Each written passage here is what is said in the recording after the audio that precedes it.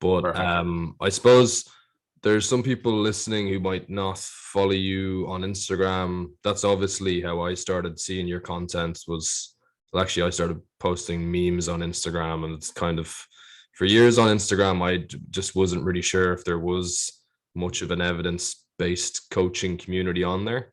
And now from posting memes and stuff like that, I've stumbled across a lot of good coaching pages, such as your own one.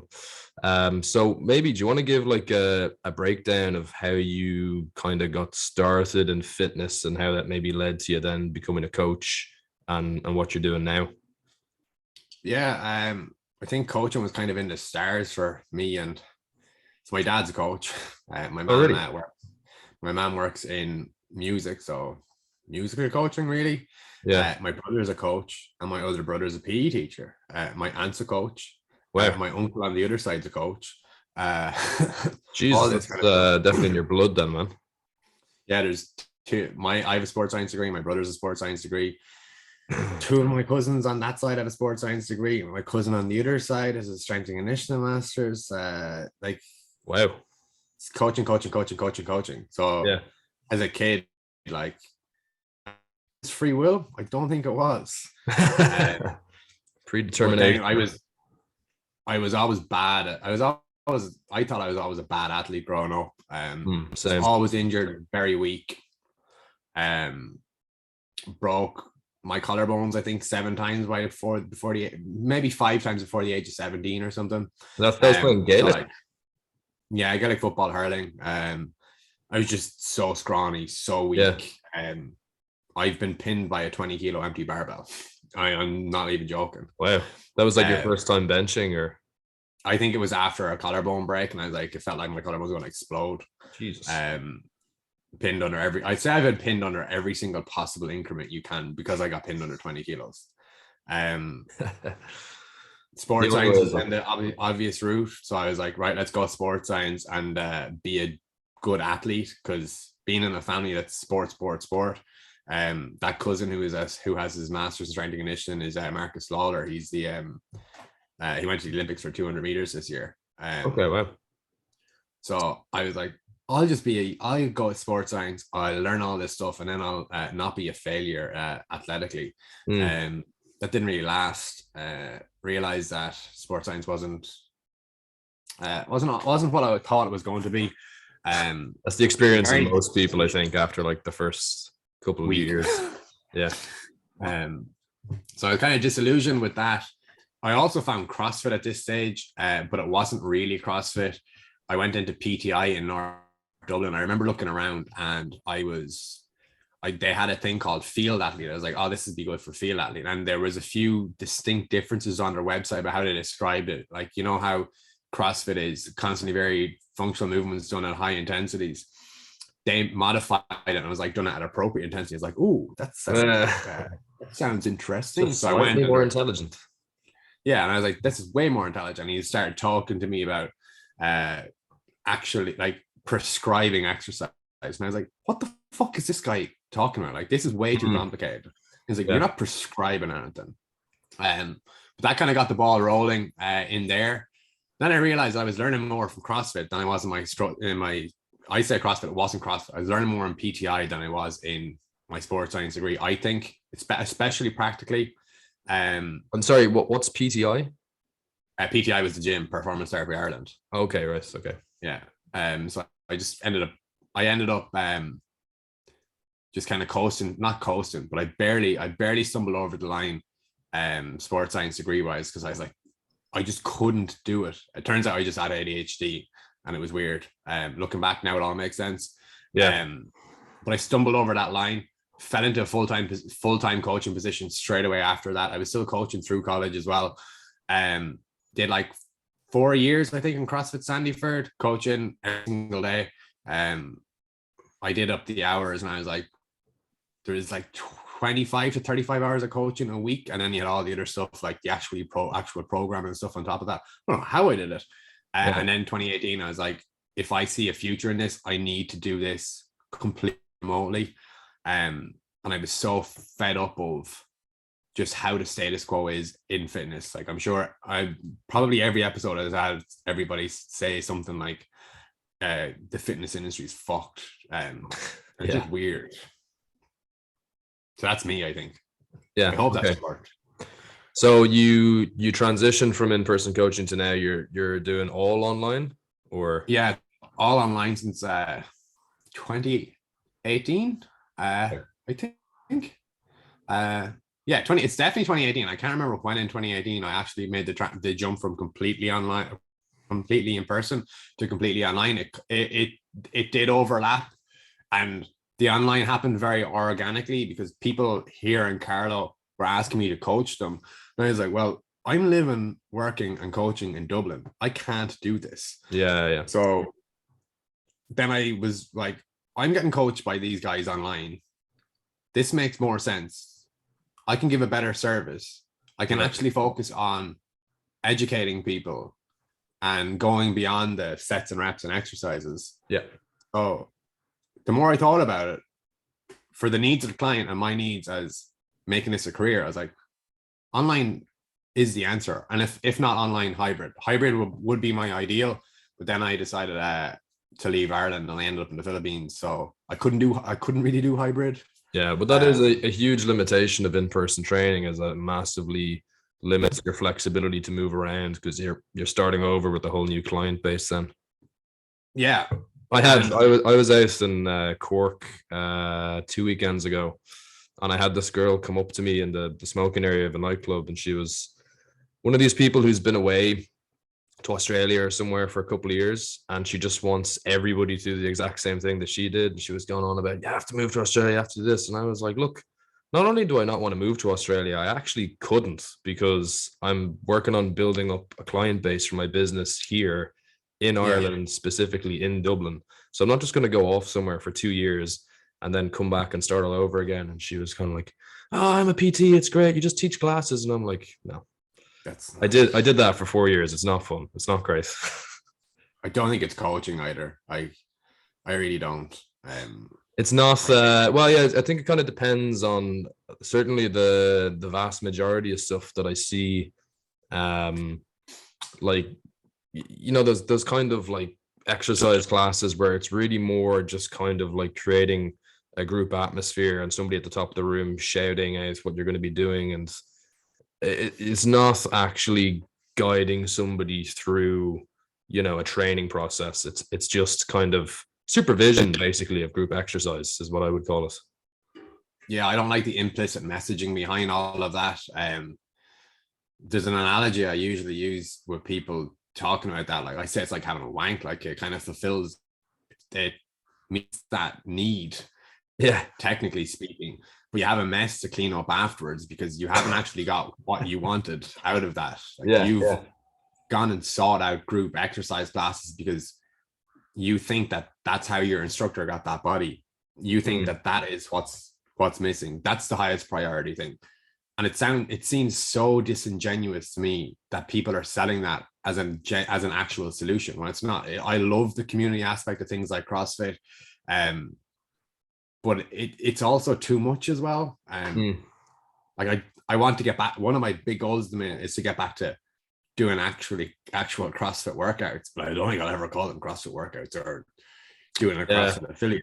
Well, this is the funny thing about like so many people. I think, when was it that you first started doing CrossFit or working in a CrossFit gym? I think I started doing CrossFit maybe 2010, 2012, around that time. Yeah, so exact same sort of time that I was doing an internship in a place and then was doing workouts as well.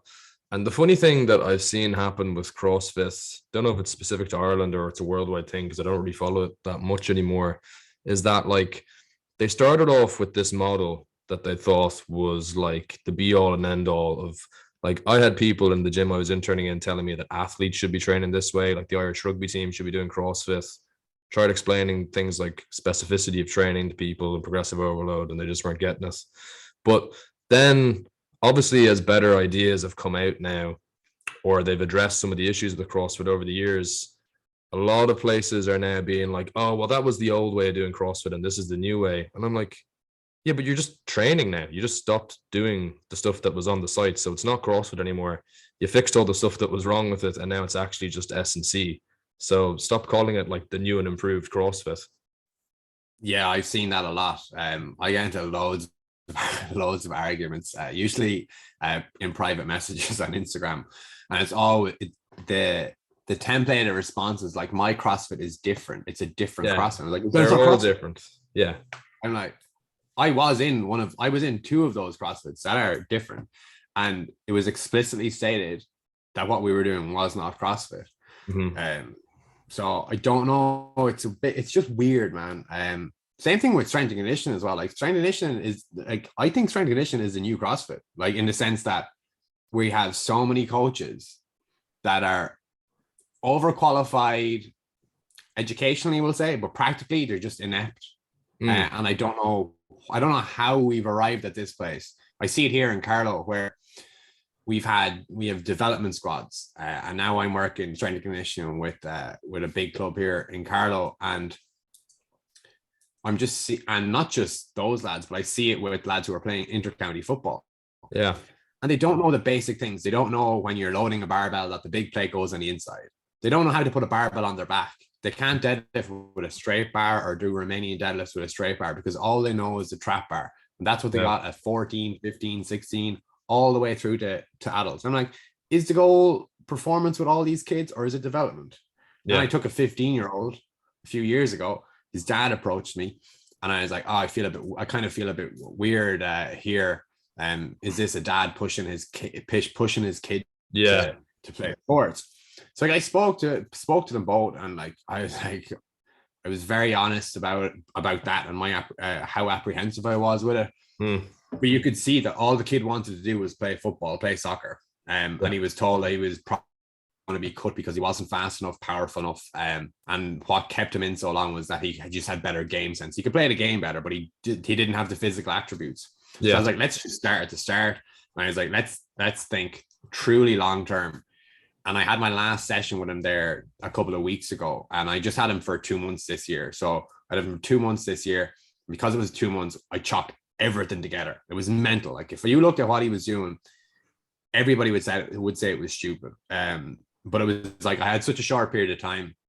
Yeah. And the last session, he power jerks 100 kilos and he had turned 18 the week before. Wow. He hadn't done a power jerk 2 months before that. We had never done anything power jerk related at all 2 months beforehand. Yeah. He did partial squats with 150 kilos on his back, and he did step ups with 200 kilos on his back. I'm like, this should be the standard. And I asked him what it's like because he's part of he plays hurling as well, and he was on all the development squads. And the instruction from the qualified S&C coaches has been, oh, just look at what he's doing. Do what he does. I'm like, he doesn't do any of this stuff. Like we even started Olympic lifting, and I didn't start Olympic lifting with him to teach him how to Olympic lift. I started Olympic lifting with him to manage his load, because I was like, if he can only lift 50%, that's going to be easier for him in season. But I know he wants to do extra work, so I'm giving him extra work, and he thinks it's much more productive than it actually is. But we're just learning skills. And then I had him on his first in-person session, I think, ever. And we did power cleans, and he was 16 at this time. Power cleans 80 kilos. And I'm like, what the hell? Power snatch is 50. I'm like, this is outrageous to me. I couldn't understand then this argument we have with S&C where the Olympic lifts are too difficult to coach. I'm like, I don't even coach him. I don't coach and cue. I just constrain. That's it. I choose better variations. I give him specific instructions, and he learned how to Olympic lift with zero coaching, zero cueing. I'm like, how? Yeah, I think I don't know if it's just a classic thing of people following well-established coaches and then just parroting their opinions on things without actually stopping to address it on its face for whether or not it's valid or not. Yeah. I mean, I was saying to you this in private messages before. I think it's more just that not that many people have done the Olympic lifts, and they don't feel comfortable with coaching them. They don't know how to coach them. And that is the genuine stance that people should be giving, because there's loads of research showing that they're a brilliant way of developing power, rate of force development for athletes. It's a tool, and it's a tool that can be used really well. So I don't I suppose I don't have an issue with somebody saying they're not going to use it and then just going and doing something else. But it's when they actually then look at somebody who is doing it and coaching it very well and obviously getting good results for athletes with it, and they're saying, oh, well, that's dangerous, or it's not a good use of time, or, you know, like it's people being too afraid to admit that that's a gap in their skill set. Yeah, I have no issue with someone saying that. Saying I have no issue with someone not using Olympic lifts. Just be honest, like they're not more dangerous.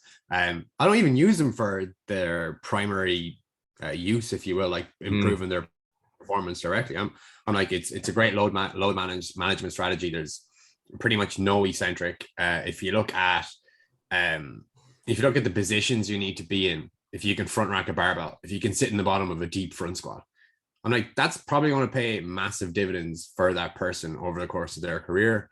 It just gives them more movement options that, like, they can front squat for a while. They can then do something else. And then they'll talk about, oh, well, trap bar jumping or barbell squat jumps are safer. I'm like, how the hell is a barbell squat safer than an Olympic lift, or a barbell squat jump safer than Olympic lift? Jumping with 60 or 100 kilos. I've seen someone do a barbell squat jump with 180 kilos, landing with 180 kilos on your back. Yeah. That's like the argument when people say split squats are safer. And I'm like, have you ever seen somebody get strong enough on split squats that they have to put like 100 kilo plus barbell on their back while they're balancing on one foot and their other foot is on a bench behind them? Like, how is that safer than being on 2 feet? I did that because I was so far down that Mike Boyle bilateral deficit. Two-legged squatting is dangerous. I have many of the quote unquote degenerative changes in my right hip. It was only confirmed last year, but I knew, and it's been the same for 15 years. So listening to Mike Boyle and all these if you can one-legged squat, or, well, it's not really a true one-legged squat, but if you can split squat 100 kilos on one leg, then you can obviously do a 200 kilo back squat. I have never back squatted over 150 kilos. I have. And that was only last year. So my front squat got to 150 kilos and my back squat was 140. I was like, I better like just do some back squats for like a week or two and bring this back up. Whereas I've done hand supported split squats, I think, with 180 kilos, easy. Wow. Single leg stuff is all, and I just pushed that because I was so convinced that I could never learn to squat. I was so convinced that what I was doing was dangerous. And I did nocebo myself. Now I can squat no problem, and my hip has never been as quote unquote bad. Like last year was the first time I started getting pain in my hip, and now I can squat completely pain free, deeper than ever, and with more load than ever. It doesn't really make sense if you follow those guys' arguments. Yeah, no, and I find I like split squats and I use them with people, but they're one of these trendy exercises that came in the last 5 to 10 years, and this is like a huge issue that we have in S&C, that like, and I don't see how people don't notice the pattern that like something comes along, usually a few big coaches in the industry start pushing it as a solution to some of the major problems we have, and then everybody starts using it. And all of a sudden, it's a solution for everything. Split squats are safer for your back, for your knees. They're more sports specific. They're a better way of like improving the bilateral deficits and stuff like this. And it's just like, it'll be another exercise then in 5 years as well. And then meanwhile, the same bread and butter exercises have been used for 40 plus years now. The Olympic lifts, squats, benches, deadlifts, variations of those. And people just keep on looking for something new. Yeah, 100%. I've really noticed that with the Bulgarian split squats, and I'm pretty disagreeable. I'm pretty disagreeable by nature, apparently, and I just don't like trends. So as soon as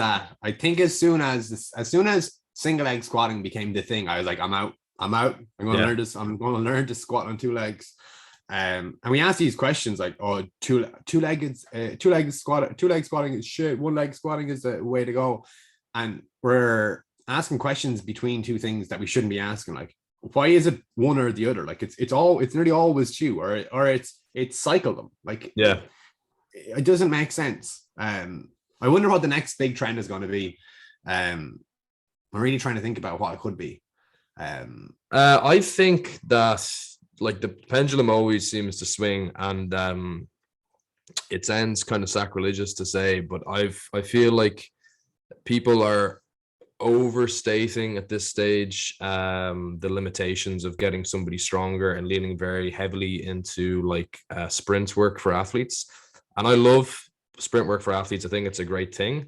But do you remember like a few years ago, people started acknowledging the fact that like you don't need to have powerlifter IPF level technique to get most of the benefits out of a squat. Yeah. And you know, people who knew what they were doing from the start realized that and didn't give that much of a shit if somebody had like 10% of an inefficiency in their technique, as long as they were getting stronger, because it was going to transfer to the sport and we can work on other stuff. Now what I'm seeing is like people spending a huge amount of time on sprinting technique with athletes, like block start technique, positions that they're never going to be in on the pitch, and they're literally trying to coach them to be a track level sprinter when really, once again, it's just a tool. And then the other thing I'd say about like how that ties into overstating the diminishing returns of strength is that like, I think you'd say this as well from working with athletes, like 90% plus of them could be categorized as beginners in strength training and are so far away from actually hitting the point of diminishing returns on strength for increasing their force development that they then get put into these advanced level methods of rate of force development and sprinting, when realistically you could just be doing all of that stuff at the same time, getting somebody a bit stronger, a bit faster, a bit more powerful, and putting on muscle mass. Yeah, we sound like we're singing from the same hymn sheet. I think I don't know, part of me thinks that we keep missing the forest for the trees, and that we're misunderstanding these very basic principles like specificity. Like if we take ball sports, which I'm involved in now, again, everything needs to be done with the ball. I'm like, okay, so now you're trying to do top speed work with the ball, so that's going to be slower. Then you're like, oh, let's do our agility or multi-directional stuff, and I'm just like, oh, we're going to use the ball, that's going to be slower, that's fine. Defenders have longer to make decisions, all that stuff. They need to worry about hitting people. I'm like, GAA isn't really a contact sport, and there's only one ball on the field. Techniques thing as well, they're not, I don't want to say they're definitely beginners. It's a weird one, because in one sense they are, quote unquote, they think they're advanced athletes, and in a way they kind of are advanced athletes, but that doesn't go from one domain to the other. If I start doing gymnastics, I'm not advanced in gymnastics. I remember when I worked in a gym, in the coaching in person, we had this kind of feeder system where you were in basics. It was called mobility and strength. It was like goblet squats, all that kind of stuff, just to make sure that people kind of got the basics, that we're adding reps, load, whatever. And some guy walks in and he's like, oh, I shouldn't be in this class. I'm like, oh, it's your first day. We just do this first day, kind of see where you're at. And then if you can do all this stuff, we'll bring you in. And it was like he had never done anything physically in his life. Next day, I get an earful from him. He asks me, he like a petulant child, and I thought it was very strange. But after the class, I was like, I have to talk to you. I'm not going to say his name. I almost did it there by accident. And he was like, oh, like I'm an elite athlete, he says. And I was like, oh, I'm like, oh, that's cool. What sport are you in? He goes, I'm a referee. And I'm like, oh my God. Anyway, a referee. Yeah. And I was like, whatever, I don't care. Elite athlete. You can be an elite athlete. I was like, I can be an elite athlete in sprinting. Doesn't mean I'm going to be an elite athlete in the pool. Doesn't mean I'm going to be an elite Olympic weightlifter. Like, I'm not an elite in anything. Like, I'm a pretty bang average athlete. And it's always the ones, it's always the ones who aren't very competent. It's like that Dunning-Kruger effect thing, I think. I think I think the people, that they can be super elite in their sport, and realistically, like I've seen people who are very, very good athletes. I had the Irish hockey team in before when I was working in the high performance gym in UCD. Guys playing at international level, guys who would go to the World Cup, Olympics, and there were guys on that team who could not do one chin up, not a single Yeah. chin up.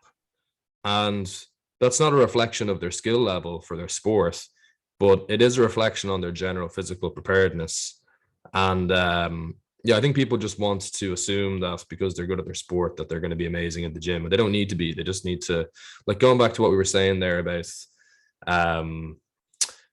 like running with the ball when you're doing sprinting drills and stuff like that. A lot of this stuff, the confusion around like exercise specificity and all that sort of stuff and how the gym stuff translates onto the field, I think it's a confusion over like what the point of the gym is, and that what we're trying to do is use tools to improve traits for your performance that you can then translate into the field when you're trying to express that as a skill. And Yeah. like a bench press doesn't look like anything anybody is going to do in any sport except for powerlifting, but it's a really efficient way of building upper body strength and mass, much more efficient than trying to balance on one foot with one hand on a cable machine and pushing, which might look like something you would do in a fight or in a rugby match. But how much weight are you going to be able to use? How are you going to be able to progressively overload that over the course of a year? So there's this weird paradox where people want stuff to look like it does on the pitch, but then they also want it to translate to their performance on the pitch, and the two don't necessarily go together. Yeah, I realize I missed what you said about the technique that our techniques and chasing like hyper specific positions in things like sprinting and stuff like that. And I don't think that technique is that. I obviously technique is very important, but I think it's something that happens very organically, and it's literally just it's not literally. It's mostly an interplay between your familiarity with something, and then your fitness, strength, power, capabilities, all that stuff. Your body's going to figure it out. You can't think about things that happen at that speed. And if the objective metrics are going in the right direction, listening to Will Rattel speak he organized the thoughts on it so much better than me. And all of these things, like all of these heuristics, were just ways to get people's names remembered in strength and conditioning. We forget that thing from general to specific. I was lost. I completely misunderstood that principle of general to specific. I think that's where a lot of our coaches kind of fall down, and with those cable exercises kind of on one leg, they never really care about the technique in that because it's sport specific. But then they go back to the other things. It's hyper specific technique about, oh, well, that's not a good enough squat. We won't do that. He can't squat to full depth. We need to squat to full depth. So we're going to use a goblet squat instead. I'm like, it doesn't matter. Like, as long as it's heavy, as long as he's moving some kind of range of motion, like, is that not what we're looking for? We're not looking for like really general things here that they can then use in their sports. It's just weird. Paradoxes is the best way to think about it, I think. Yeah, it is a paradox because obviously this applies more to people who are like very new to training, but there's some really interesting research on golfers, I think, where they found like really super general stuff that, you know, loads of people would deem as like very non-functional has been shown to improve performance. And I think it might have been club head speed, and it was stuff like leg extensions. Like a leg extension machine in untrained golfers was enough stimulus to improve strength and power to directly transfer over to their sport. So it's not really a massive stretch to assume that someone who's, you know, maybe just getting towards the end of that beginner stage can still get a huge amount of transfer from just doing something that works multi-joint with a bit of weight through a range of motion, and you do some power and speed training as well. Yeah, I found that. I remember vaguely that stuff. I can't remember who I saw sharing it. I think I found that around the time I tore my ACL. It was that was really beneficial. I was trying to figure out ways to address it, and I kind of came to this conclusion that if my quad isn't strong enough, it doesn't matter the position I kind of get into, I won't be able to. My squat will always look the way it has, like my hips shooting up. But it's just the case that like no matter what I did, my quads weren't strong enough, and I was. I'm trying to organize these thoughts, and they're not coming out the way they should. But I kind of went back along those lines and went through the isolation stuff from a rehab perspective. Yeah. And then all of a sudden, it stopped being rehab and it started being performance. And I was like, I didn't understand. I couldn't understand how I missed that boat with regards to like super general stuff. And I had been training for however many years at this stage. Yeah. Yeah. And so it was at one time you tore your ACL?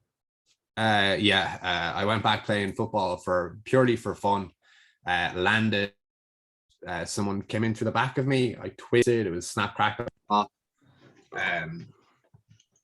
didn't catch that. Sorry. No worries. So yeah, everyone on the field could hear it. I was screaming. I wasn't screaming because of the pain. I was screaming because I knew what I did. Yeah. That it was going to be like at least 6 months before you're going to be back to. And then I was like, this is bullshit. And I woke up the next morning like completely in denial. And I was like, my knee doesn't look that bad. It doesn't look too swollen. Took a picture of it and I was like, damn it, it's huge. Yeah. But because of COVID, I was very lucky because I couldn't get a scan. I wasn't able to get a scan unless I went to an ER. And I was like, I'm not doing that. So I was really stubborn. I took a pair of crutches and I was like, this is my Ultra G treadmill.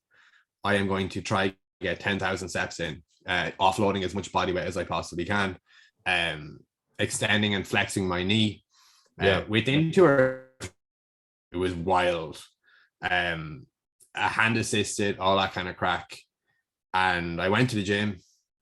Then I did a loaded squat, I think 5 days in or something. And it was looking back, it was probably a bit stupid. But I was like, this is my body. Oh, this is my body. I'm not doing anything really that stupid.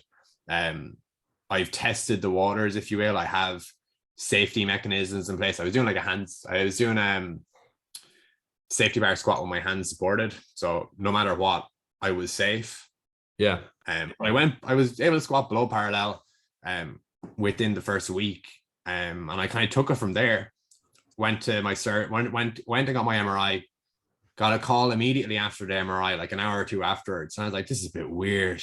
They're like, we need another MRI. I was like, must have malfunctioned. No malfunction. The left hand side, the lateral aspect of my knee was in pretty bad shape. Was it a full rupture or? No, so it was an intermediate partial grade tear of the ACL.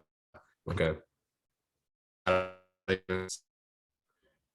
And then fracture of the medial tibial plateau. It was a really long one. It was really, really long report, and I was just panicked because I just spent a month doing stuff that people thought was a bit mental, to be honest. Everyone was like, be careful, be careful, be careful.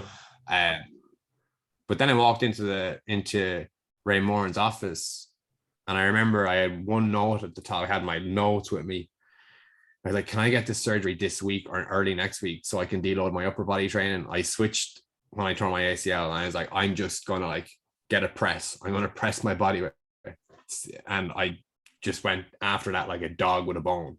And then Ray was like, oh no, you're in the wrong office. Your knee's like perfect. Your knee's fine. Yeah, like it looks bad in images, but what you're doing is it sounds like you've fulfilled all of the principles.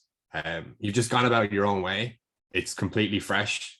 I'd use like L-sits, for example, instead of like terminal knee extensions. He was like, that's really interesting. And when I was leaving, it was like, you don't even need to go. I don't need to refer you to physiotherapy because what you're doing is physiotherapy. And I don't know if you'll get something as good as that. I was like, that was one of the most affirming things I've had as a coach to realize that I'm not a fraud. The imposter syndrome we all have. Oh man, it's terrible. And so, sorry, you didn't get it surgically reconstructed then? No, I was back. I felt like I could do anything within 3 months. I didn't. I was very, very measured with it. PR'd my front squat, PR'd my clean. Then I went to a physio to do the post ACL tests, I suppose. Yeah. And he was like, your left leg is stronger than your right leg. You'd have no problem playing any sport now. I'm like, Wow. oh. And have you tried running? Yeah, I've done a little bit of running. I've done a lot of running, actually. I did a lot of sprinting last year. Wow. Okay. I was perfect. I was like, this is amazing. It clicks every time I squat, first few squats. Definitely that's new, but it's like a new need. Isn't it amazing like how different that process was for you than what the average person is going to get if they present in a physio clinic or at a hospital with an ACL tear? Yeah, I didn't understand it either. I spent way too long just with this internal battle of asking myself, like, why is it like this? Because to me, it just sounded so simple. And I was talking through the process with physios. They're like, you're right, but you're wrong. And I'm like, what do you mean I'm wrong? And it's like, you're right, but I can't say you're right because that goes against our guidelines. And I was like, oh, this is very, very weird. And I was like, well, what does the knee do? I'm like, it mostly flexes and extends. I was like, I'm just going to like flex and extend it. But I'm going to do within the limits that I can do today. And I'm not going to look past tomorrow. I'm not going to look what happened in the past. It's just today. Like if I take it day by day, and then that changed how I approach training since. Like, I don't think I've ever enjoyed training as much as I do right now. And it's because I tore my ACL. Best thing to ever happen to me. Yeah, and that's a really positive way to look at it. It is interesting how like going through that physiotherapy process can be very different for people though. Like I had a guy who was debating with me in my DMs about he's really into all of that hyper arch fascia training stuff. I actually felt really bad for him because he had an ACL tear as well, and he had gone through several different physios, and he had retorn his ACL, I think. And this was kind of his thing that he had found that worked for him and got him out of pain. And I was kind of listening to him explain what had happened, and from the sounds of it, it sounds like he was basically just given like a terrible rehab program that had no reintroduction to things like change of direction, sprinting, nothing that would actually prepare him for getting back onto the field. He'd probably be doing all that stuff for the first time when he goes back into training. And it's a shame how like that incompetency can then push people to try and stuff that's completely left of field and has a lot of downsides to it, like all of that fascia stuff. I mean, at the end of the day, he was enjoying it. I knew I wasn't going to change his mind because you know how entrenched people will become in a style of training if it gets them out of pain that they've been in for years. But that's a lot of people end up with that stuff because the mainstream treatments fail them. I got hoodwinked by fascia. I think I've got hoodwinked by every scam, and I call them scams, but every idea that isn't really well founded. I think I've been hoodwinked by them all. Yeah. The likes of Barbell Medicine and Quinn Hennock and those guys, they've just gave me a very rudimentary understanding of pain and injuries. But it's been so empowering that like when I tore my ACL, I was like, okay, tomorrow, what you're going to do is you're going to go to the gym and you're going to train your upper body. You're just going to press. You're going to do seated press. Take a few days, see how it goes, and focus on the controllables. Yeah. And it was all very simple. I think that was the problem. It was too simple. Will Walsh, Will was the one who put me. I remember I was hyper focused on technique. I was spending Will was like, come on down and we're going to do some squats. I was like, oh no, I can't squat. So I went down. I spent 30 minutes doing activation stuff. And I was like, oh yeah, but what about the structure of my hip and all this stuff? And Will directs me to like videos from Baraki back in his starting strength days. Yeah. And then that brought me on to Fagenbaum and Lars Ave Marie, and Quinn Hennock and all these guys. And the more they started speaking to me, and I was like, oh, damn it. This is all wrong. It's not that it's all wrong. It's just this is all it's oversimplified and it's no longer helpful. It's actually the opposite. It's harmful. I was so afraid of movement. I was so afraid of different movements. That is exactly when I was first exposed to that information, because I was deep in that nocebo dysfunctional kind of approach to training camp, and the person who exposed me to it was actually a YouTube video I found from Greg Lehman. Oh, I love him. Yeah, he's fantastic, and I don't know if you've seen it, but he has a video on posture on YouTube where he's kind of just deconstructing this whole idea of posture's relationship to pain, and all of the examples we have of really high level performers who have quote unquote postural dysfunctions or bad technique or whatever. And it was the first time that I'd ever actually had somebody like actually analyze those claims and provide evidence for it. And like that, I was like, no, that just sounds too simple. Like it doesn't jive with like the ultra complicated, your body is a car and here's all the tiny little details of what all the different little parts do and how they can break down thing that I'd heard before.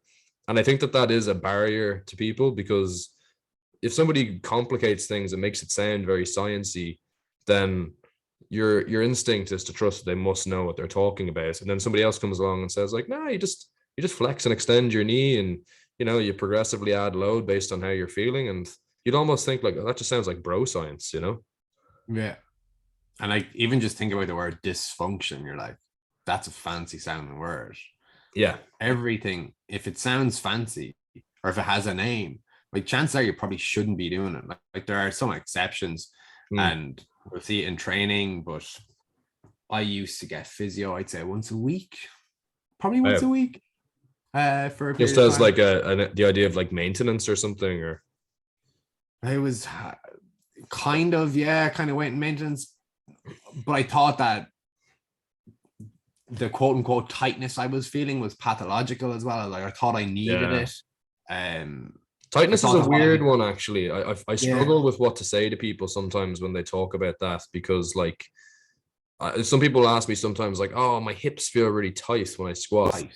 And sometimes I wonder, like, do they actually like have an understanding of like what those sensations actually mean in their body? Like, are they saying that like they're struggling with their flexibility to get into a position? Are they just feeling a muscle working? They not, some people can't even distinguish what DOMs are versus like actually being in pain, Yeah, that's another wild one as well. I was like, oh, you're sore. Like I've had sorry, I'm thinking about some back when I was going, I'll give him a shout out here. This is the best one, whatever it is, so you're okay. This is the best one. This is the best DOMS one I know. A new coach started in the gym, and usually when a new coach starts, we weren't even really training, but it was like, let's use you guys as case studies, and we're going to work on whatever it was. I think it was a clean. Okay. The next day we got a call. The coach called in sick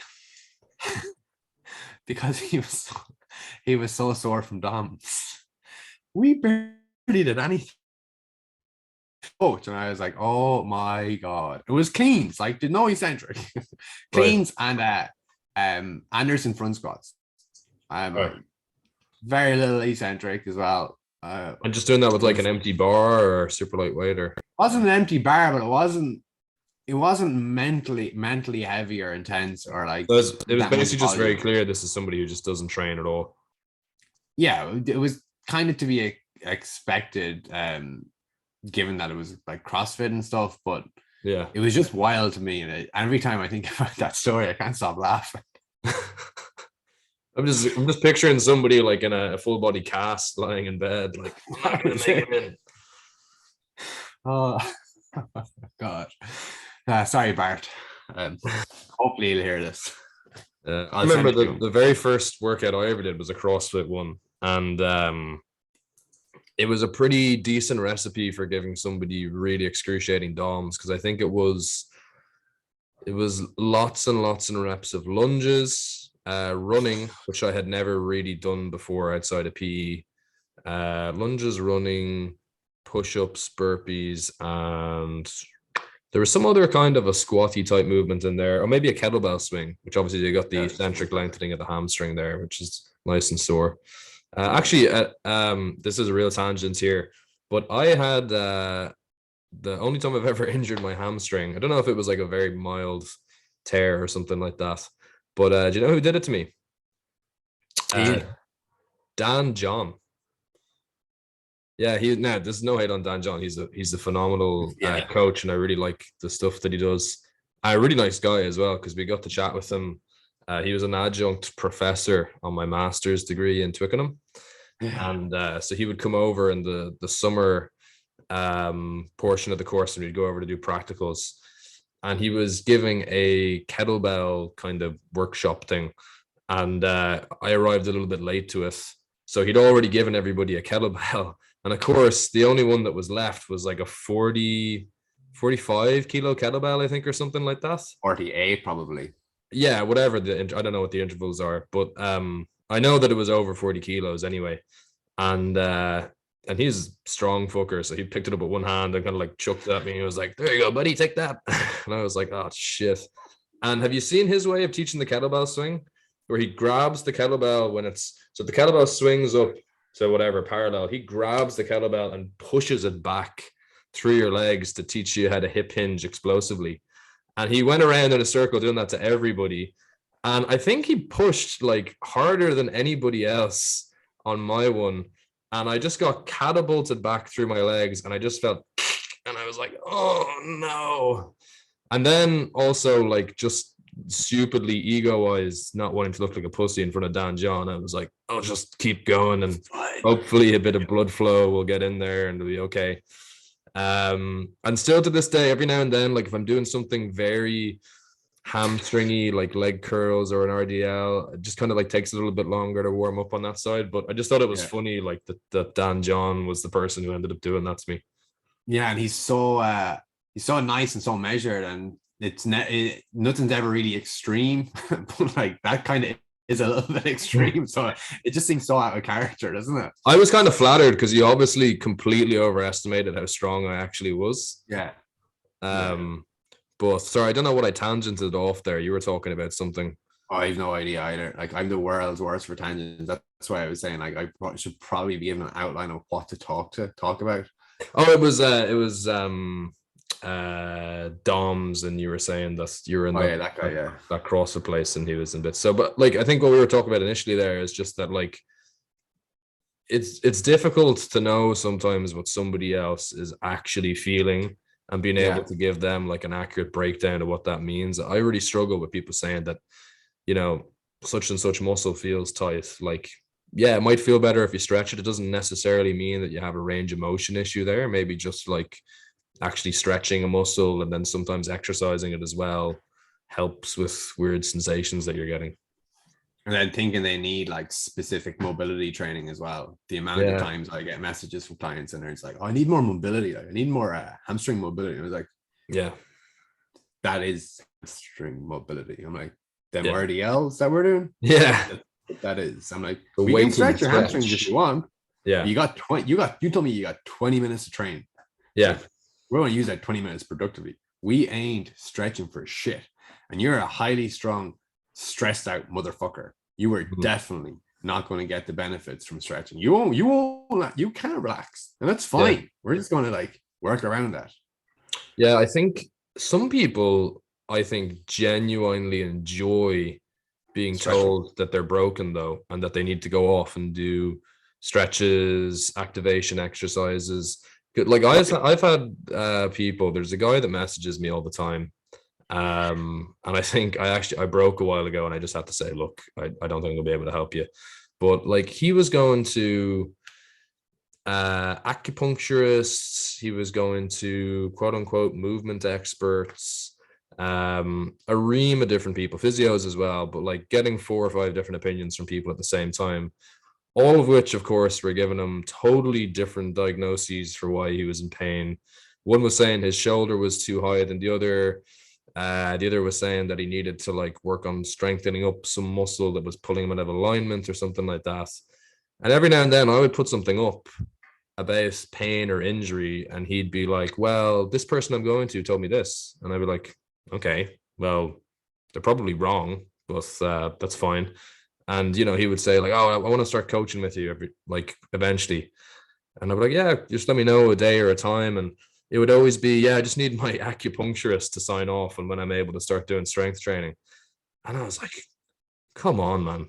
And then eventually just like this went on for over a year. And then eventually a couple of weeks ago, I just had to say, look, you need to decide what you're going to do here and who you're going to listen to, because you're never going to come down. And even if you do come down, I don't want to be trying to convince you for half the session that Barry down in Bray running his acupuncture studio, who's telling you that your chakras are out of alignment and your left glute med isn't firing properly, doesn't have a clue what he's talking about, you know? Yeah, I've lost count of the amount of kind of dysfunctions I've been diagnosed with as well.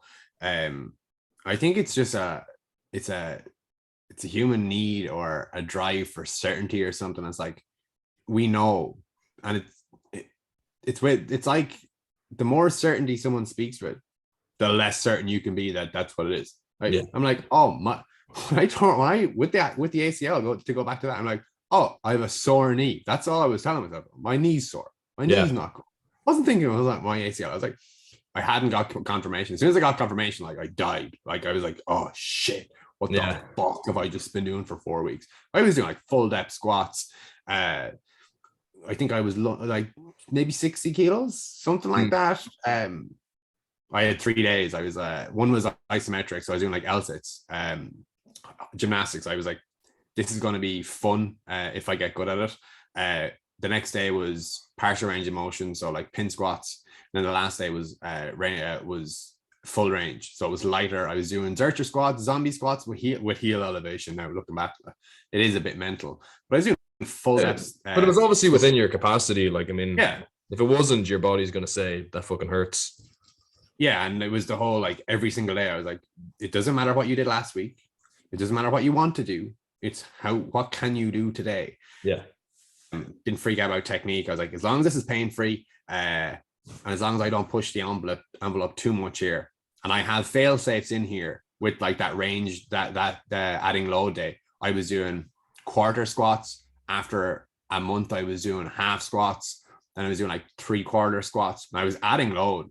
By the end, I was using loads more than my 1RM, and I was like, this is getting a bit real now. And then I brought that further onto like actual training. But I think it's the certainty.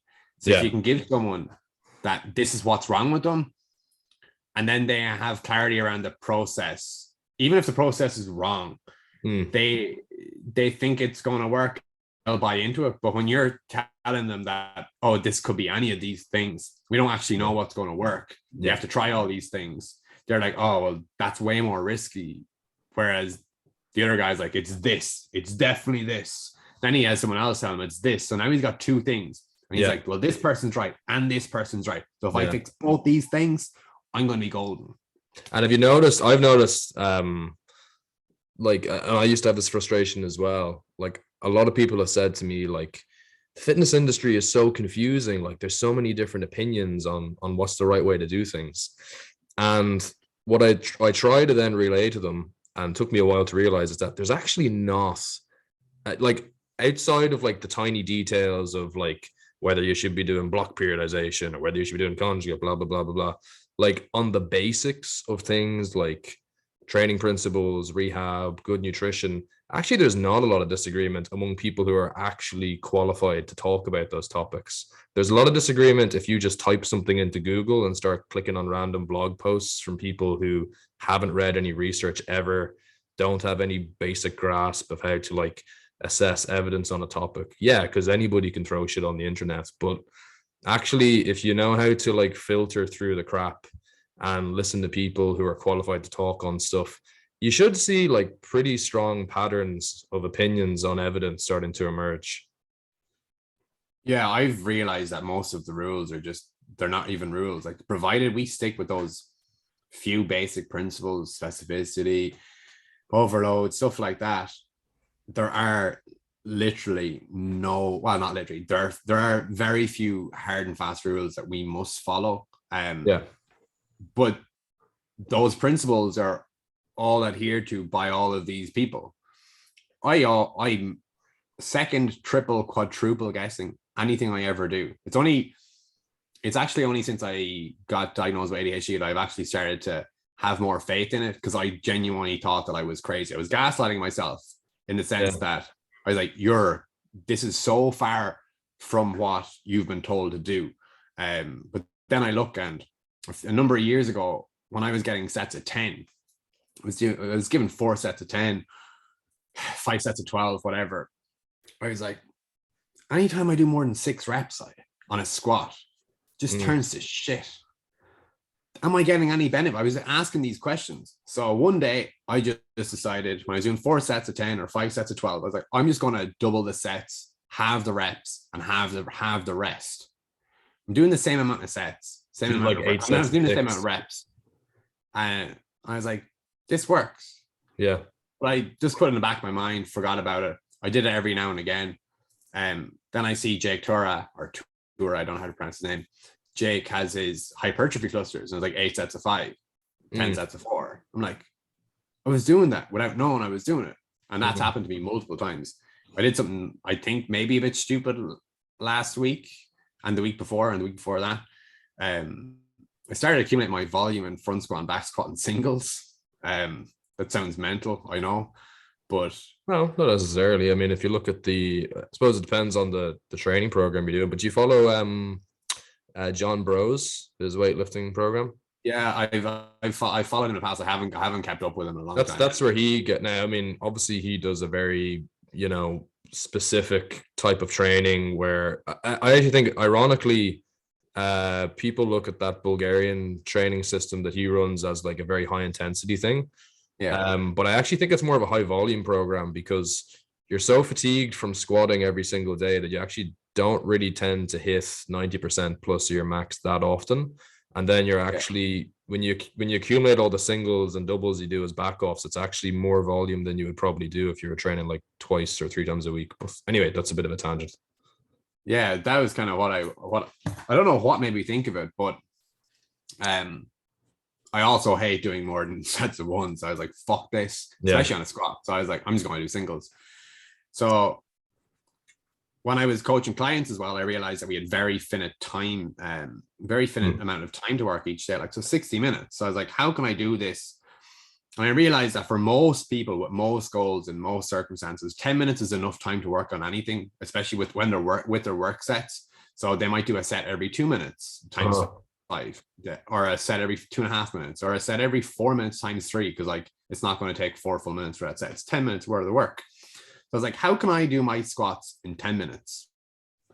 And I was like, oh, what if I start off with doing a single every 60 seconds for 10 minutes? Then the next week I come in and I was like, I'll do a single every 50 seconds. Next week, I'll do a single every 40 seconds, every 30 seconds, and then every 20 seconds. So I did that like 70%. Density training.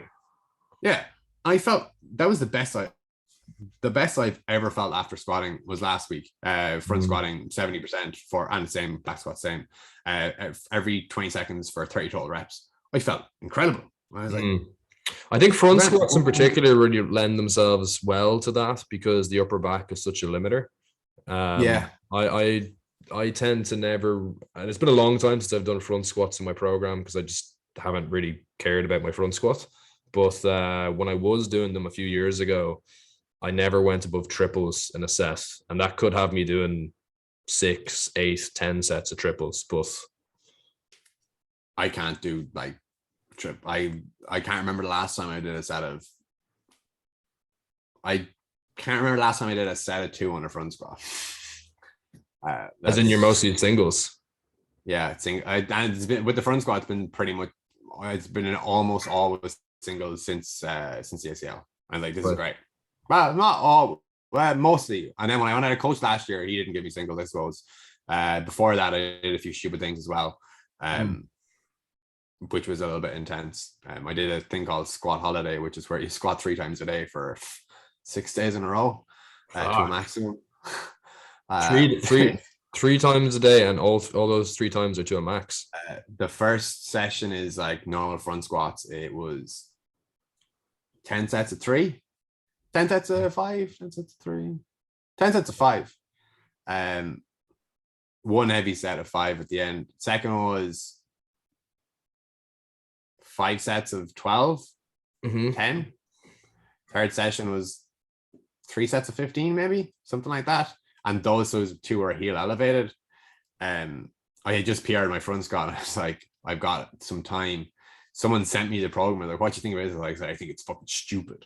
But I did it. That's commitment to the scientific process right there. Yeah. And then I did my 1RM for 5 reps or 3 reps at the end. And I was like, that's mental. It was a very recent 1RM as well. And I was like, that's crazy. Yeah. Yeah. That's it. Like, I mean, if you're able to, like, getting stronger is all about trying to find ways of incrementally doing more work without getting hurt. Yeah. I'm never injured. I'm never really injured or in pain anymore. Whereas 10 years ago, when I had all those movement dysfunctions, I was just weak and I was trying to like tolerate a training load and intensity that I wasn't able for. But now that I've gotten stronger and figured out how to actually train, I realized that I can pretty much do anything. And that was always my goal. My goal was to always be able to do anything I want physically. I want to go climb, that I'm not too heavy to do that. If I want to go surf, it's the same thing. I'm too heavy to surf right now. If I was surfing when I was in the Philippines, very easy to maintain my body weight at 80 kilos. Yeah. Now I'm like 90. I literally couldn't stand on my surfboard right now, or I would nosedive. Yeah. And I think that like with the also like not being injured as well, and where you were before with that, I think when you are less afraid of movement and loading yourself, you can sort of also reframe sensations that you get. Like I know a friend of mine coaches somebody, and I've had this as well. Maybe you have, like, people who seem to think that they're injured all the time, but then like when you ask them, well, wait, are you actually able to do the exercise? And they're like, oh yeah, I can. It's just like, I don't know, my shoulder feels kind of weird or something like that. And I think that people have very different ideas of like what constitutes as an injury and what constitutes as just normal aches and pains that you get from pushing your body a few times a week and progressively overloading. Like, you're going to have aches and pains regardless of what you do, especially as you get older. That used to be me as well. And it was I suppose physiotherapists, physical therapists, S&C coaches all telling me all these things are wrong with me. My toes pointed out, maybe a leg length discrepancy, hips are out of line, all this stuff. Like, oh, you can't get your arms up over it. Yeah, I broke my fucking collarbones like however many times, like 7 times, dislocated both shoulders. Yeah. Broke my hand, dislocated my elbow. I'm like, just there. Anytime I get it, what most people would consider an injury, I'm like, no, it's not. Like, it's just it's a little bit sore. I don't have a right arm right now, but I can do everything else. And I found that was one of the most harmful things that happened to me, because I was always injured and always afraid to push my body and always afraid to do anything. I think the first thing that started that snowball going down the hill for me was finding Christopher Sommer, the gymnastics coach, and he was doing Jefferson curls. This is like 2010, so like 12 years ago. Maybe it was around 2010 because it was first year, or in the first years of DCU. I started doing Jefferson curls, and everyone was like, what the hell are you doing? You're going to like destroy your back. And I started doing them like pretty religiously. Jefferson curls are a fun exercise to do in a public gym. People just look at you like, what the fuck? So I was like, let's just keep doing these. Eventually, like, I started, more people that I actually respected. And this is back when I thought that Squat U actually was a legitimate source. I remember listening to him on Barbell Medicine. I transcribed the episode on the Barbell, not Barbell Medicine, Barbell Shrugged. Transcribed the whole episode, bought his book immediately. I was completely sold. And I heard all this stuff like Jefferson curls bad. I just Jefferson curled my body weight. Yeah. And then I was like, this is bad. So I stopped doing it. And then within a year, I had my first back tweak, and I was like, this is wild. I'm not saying it was because of that either. Like, I likely would have had it anyway. But it definitely didn't help. Yeah. Didn't go back to them. And then when I do Jefferson curls or anything like that, I never have any issues with my back. I Jefferson curled 100. I did a Jefferson curl variation with 110 kilos, I think 2 weeks ago. And I haven't been training it. Nice. I try to do them. I always do them in my warm up. Actually, I do them as a warm up for deadlifts, and I have one of my clients do them just with the empty bar for like 10 to 20 reps, just like to keep range of motion through there, and also just to keep them confident in moving their back as well and loading it. That's the main reason I give it to them, is to get them to not freak out. I'll always have them use a Zercher hold as well, so they don't have to like hit the ground. It helps. And that's good. I had my mom. That's a good idea. I had my mom do them on her first day of ever resistance training at 57. I saw you. She did a really good deadlift. Yeah, she deadlifted 95 last week. She's 57. Probably shouldn't say that. Never resistance trained until July last year. Deadlifted 90 around Christmas, 95 now. Hunting down that 100 kilo deadlift. I was like, we're just doing 100. I was like, why? I don't want to do 100. I was like, why are we doing 100? I was like, we're doing 100. It's that sort of stuff is really rewarding, and it's fun because like I train my uncle who's 67 or 68. He did 125 kilos 2 days ago, and they don't have any concept of like what's impressive or not. So like I'll put up a video of him doing 125 kilos, and like people are like, oh my God, that's crazy. How is he doing that? That's so impressive. Like there's people in their 20s who have been training for a while and they're just dicking around and still haven't managed to do that. And he's like 68. And meanwhile, he is like, was that good? Like, should I do more? And I'm like, yeah, that's pretty good. We made a PR there today. We'll just save the next one for next week. Save another PR for next week. Yeah. But it's crazy like how much over protection and fragility mindset there is around training older people like that, because he actually was in the CrossFit gym where I worked before, and they had like this back to fitness class that I took over. There had been another coach taking it before, and this is not a slight on the guy who was taking it. I think it was more just kind of like the approach that the gym was taking to it. But like that class was literally just people, 4 or 5 people over the age of 60, like standing in a circle facing each other, deadlifting like 10 kilo kettlebells, a few kettlebell swings, a few like resistance band rows, and then go on a bike for 10 or 15 minutes. And look, that's phenomenal for the average person, just pushing them into like the healthy bracket and reducing their risks of different diseases and stuff. But like there's a substantial amount of them that can do way more than that if you just push them and guide them a little bit and try to add a little bit on each week. So like he started with 30 kilos on the deadlift, and within a year he did 120, and that was just doing a little bit more each week, and 400% increase. That's not 400%. And most people that'd be like, how'd you do that? I just didn't do any, like I didn't even work on his diet or his sleep or anything like that, which I know is amazing. It literally was just like, can I edge like an extra 2.5 kilos onto the bar this week? Didn't do a single deload with him, because most people who are training don't need to do a deload because they're not training hard enough. And actually he didn't. I was going to say most people will miss a session here and there that kind of ends up working like a bit of a deload anyway, but he actually didn't miss a single session. So I think people just think this stuff can't be done because they've been told that for some reason older people can't adapt to training like everybody else does.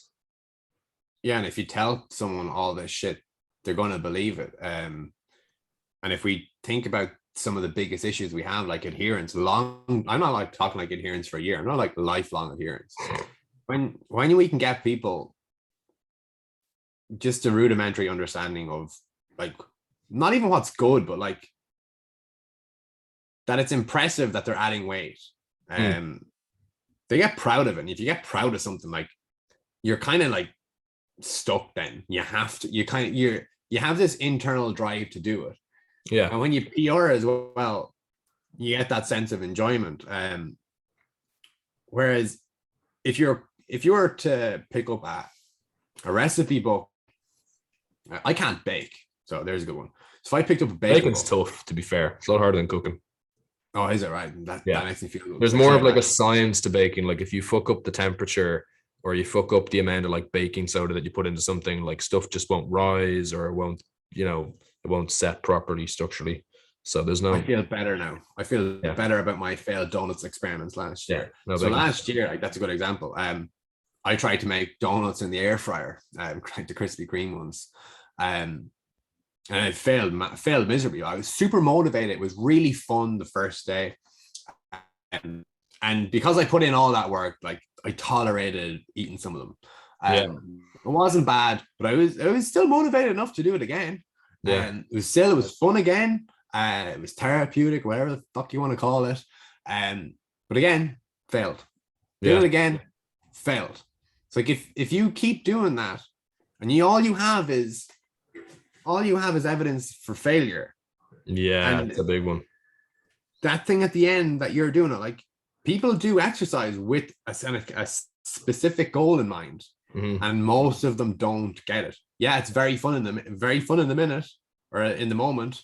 Getting pushed out of class is really enjoyable. Get your endorphin rush. Yeah, but are you really going to keep doing that? Yeah, you've nothing tangible to show for it at the end, Whereas, like, I think when I try to train people, I try to give them as many chances to succeed in the session as possible. Like, I don't want people missing reps, not because I think it's, massively dangerous or anything like that. The reason I don't want them missing reps is because I don't want to dent their confidence when they're still in that phase of like trying to restructure their identity with exercise, like trying to see themselves as somebody who can actually do something competently and have a bit of self-esteem about it. Because for me, like yourself, I saw myself as a terrible athlete and that I had no business doing anything to do with sports or exercise. And it was only thankfully because I started doing like just working out in the gym that I saw that actually if I put in a bit of work, I can go from point A to point B. Like we did like a plank competition in school. I came second in it, I think, and I was only able to hold it for maybe like a minute and a half or something like that. And then when we retested in the following semester, I did a 10-minute plank, and I probably could have gone longer, but once you get to 10 minutes and you're in that much pain, I was like, no fucking way I'm going any longer. But that was like a big changing point for me, seeing like actually work equals results here. Whereas I hadn't seen that in sports before, where I just didn't have the natural ability or coordination.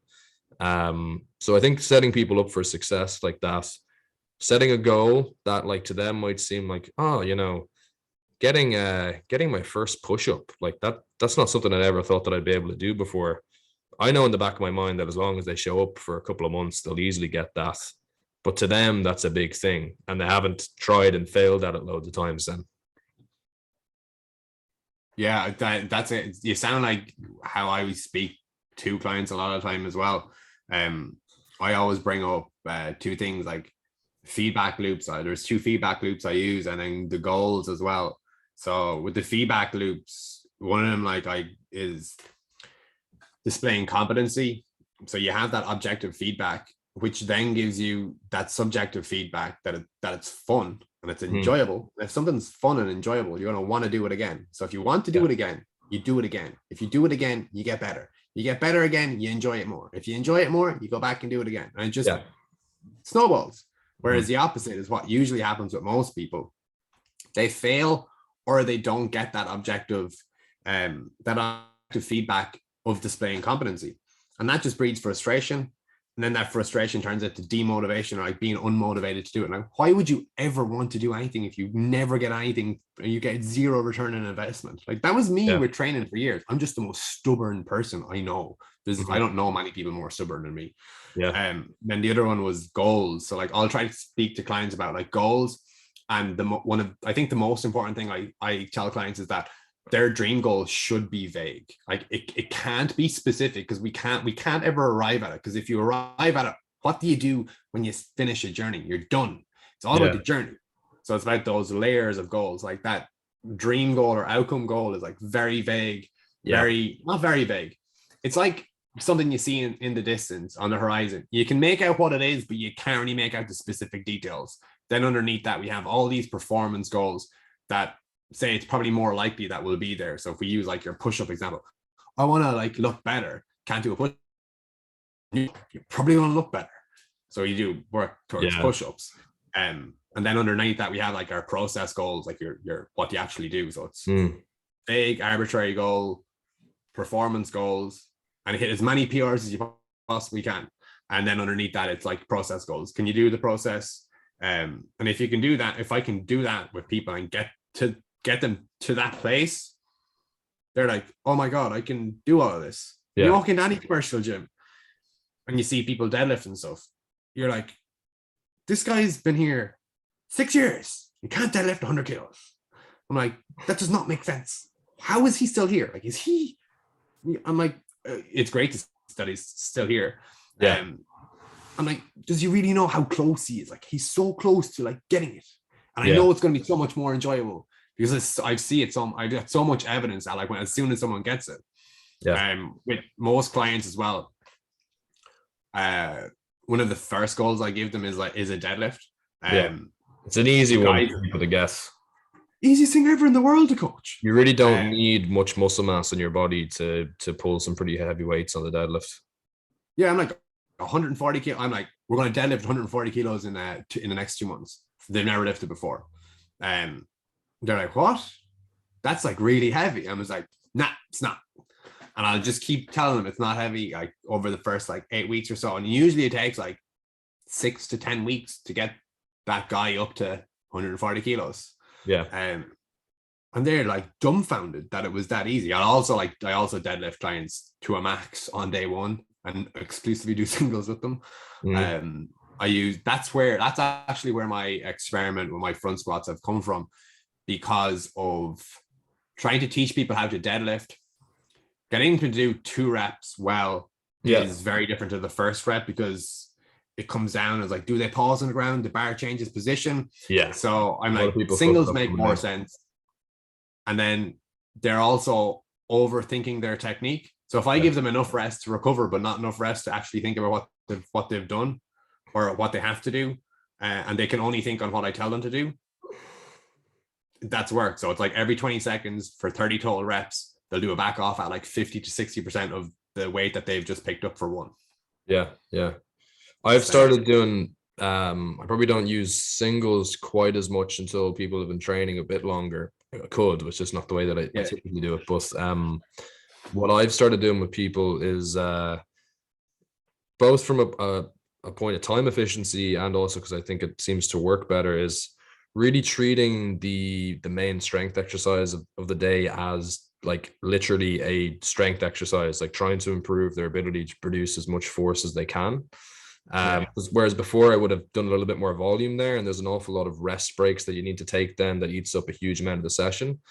So I would do that. I usually do like pyramid sets with people, so building up to like a challenging set of 5 or 3 or sometimes 1 depending on how it's moving, trying to set like a PR in that, and then accumulating the volume and building some muscle mass on an easier exercise in terms of like the total amount of fatigue that it's going to cost them, and kind of working that into a circuit that will allow them to get a bit of cardiovascular benefit as well.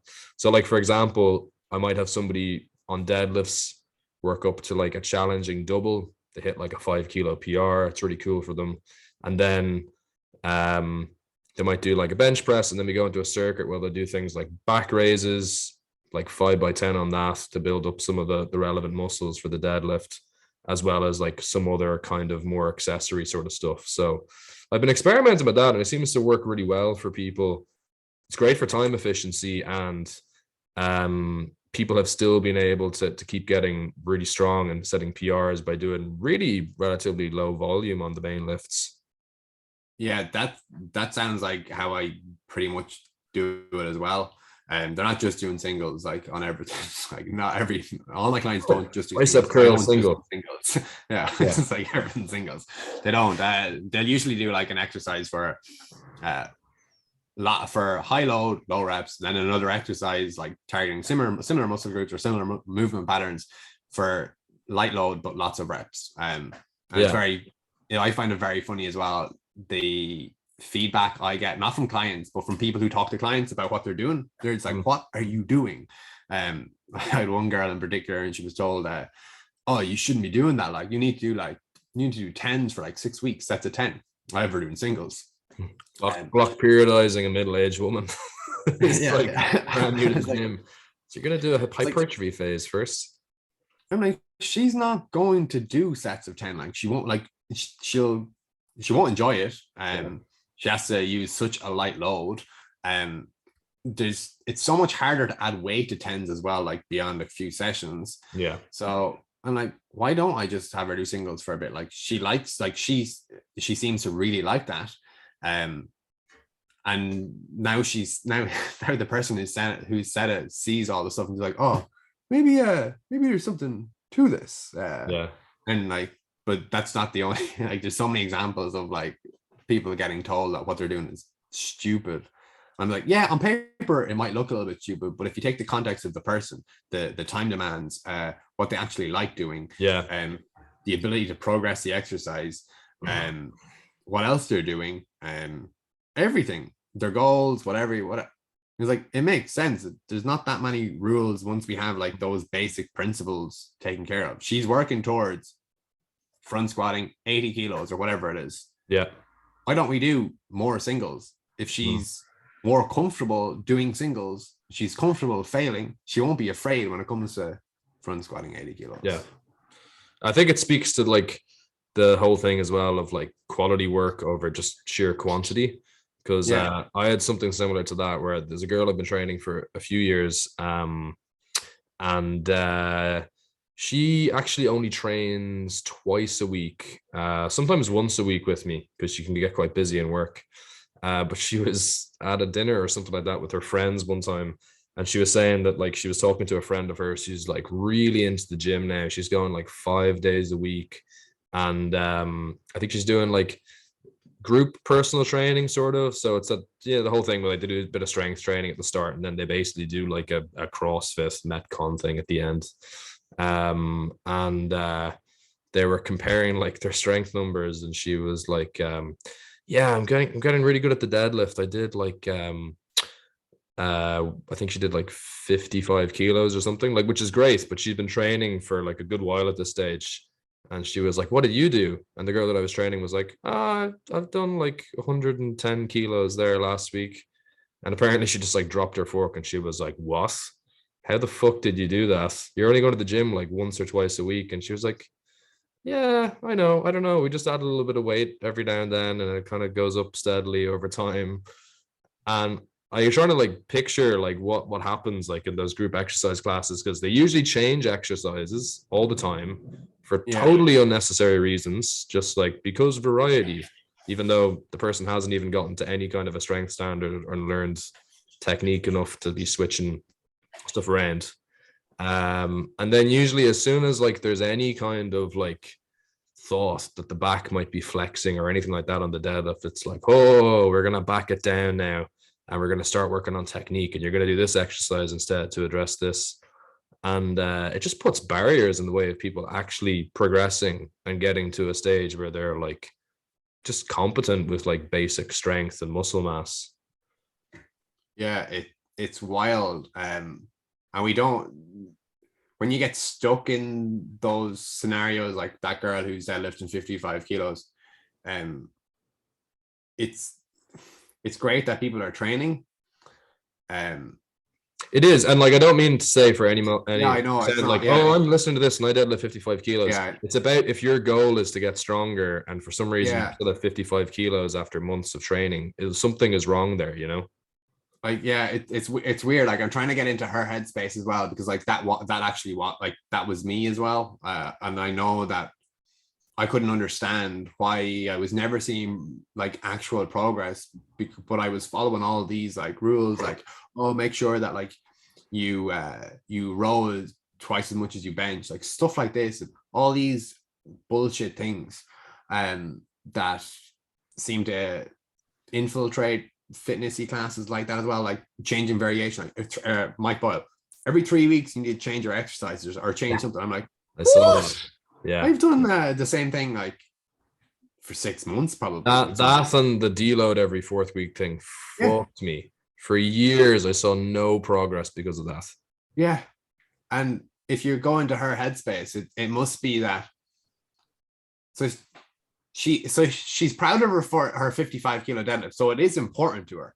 Yeah. But then she talks to someone who does a lot less work, but it's obviously much better thought out, better quality, all that stuff. So that's just crushed her thing, because she's also like, we do compare ourselves to people, like it's normal, it's human. Yeah. So what do you do in that scenario? Like, I don't know, because I know I was there, and I don't know how I got pulled out of it by people like Will Walsh, who was like, I don't think these rules stack up. Like, he just asked me like 2 or 3 questions, like, and what would happen if you did that? And what would happen? And he brought it like maybe 2 steps, and I was like, oh, it's a lie. Yeah. The old Socratic questioning. If we can get people to think a little bit more about exercise, because they clearly do value it. They value how they look. They value what they can do. You can't have a fulfilling life, I don't think, without being physically capable, like, or as fulfilling. The more physically capable you are, obviously, to a point, like if you get too niche down, like if you're an FBB pro bodybuilder, or if you're if you're training to like break records and powerlifting, you're probably gonna have a miserable existence outside of that. But for most people, they don't connect physical activity and training hard with everything else in life being either easier or better. Yeah. Like not one person on the earth would like to have worse sex. Like it's so rare for us to like hear people talk about, oh yeah, being fitter allows me to have better sex. Being fitter and stronger allows me to move furniture, whatever it may be. It just makes life so much easier. I can go on a hike with my friends who hike every weekend, and it doesn't faze me. It's a piece of piss. Like, it's just because mentally as well, like totally improves people's self-esteem, their mental health. And you have all this evidence, and I think everything, I always say to clients, like, everything's the same. And I'll ask them what they do for a living, or what they enjoy, and I'll start to try to explain things in those terms. I'm like, I come to you and I want to do this. I tell you I'm doing this. What will you tell me? They're like, that's stupid. You need to start. And I'm like, okay, what are you telling me? And they're like, I want to do low carb and track my calories. And they're like, you've never tracked your calories in your life ever, Cian. And then you're like, okay, you're telling me that's stupid. I was like, yeah, that's saying. And they're like, oh, as soon as they see that consilience as well, you can see the light bulbs go off. And I think it's finding that language that we can convey these super simple ideas. Like, I call my coaching KFS. And the reason I call it is because everyone goes, what's KFS? Because I'm like, KFS. And they've got no reference for it. They don't know what it is. So then I just tell them, and it's like, it's keep it fucking simple. Yeah. And then that's memorable. And then that stays in the back of their mind. And then they might think of me when they think about fitness. So hopefully. Yeah. Yeah. I mean, like, I sometimes feel like a huge part of my job is just kind of like talking people off the ledge of complicating things so much, you know, like just basically trying to distill all of the bullshit that they've already had fed into their mind about what a good training plan should look like, or what like a proper relationship with food should look like, and just trying to simplify things for them. Yeah. Because if you go off and try to do it by yourself, you are going to get so much overcomplication and so many radically different takes on the same thing. Like, the way I liken it to is like, imagine if you went into any other profession, maybe like, I think physio is kind of the same issue that we have in personal training and coaching, but like, imagine that you went to go and see a doctor, right? And you had like some kind of a cold or any kind of a sickness. If you go to like 15 different doctors, odds are the majority of them are going to prescribe you very similar or the same medications to deal with whatever issue you have. It's very basic guidelines that are based on evidence, and there's a certain standard of care that you assume you're going to get. You go to harm being the first one. Yeah. But if you go to 15 different personal trainers with the goal of like, oh, I want to get stronger at doing squats, you're going to get 15 radically different plans from people, all with like weird justifications that contradict each other. And it's super complicated and confusing for people, you know? So yeah, I find I spend a lot of my time just trying to, like you say, keep it fucking simple with people and kind of teach them that skill set of like when they encounter a problem, just thinking about it in a logical sense and not trying to overstress themselves with like a million and one different things that could be at play. Yeah, that, and now we have everyone thinking about like optimal training as well. I think that's the next scourge. It's weird.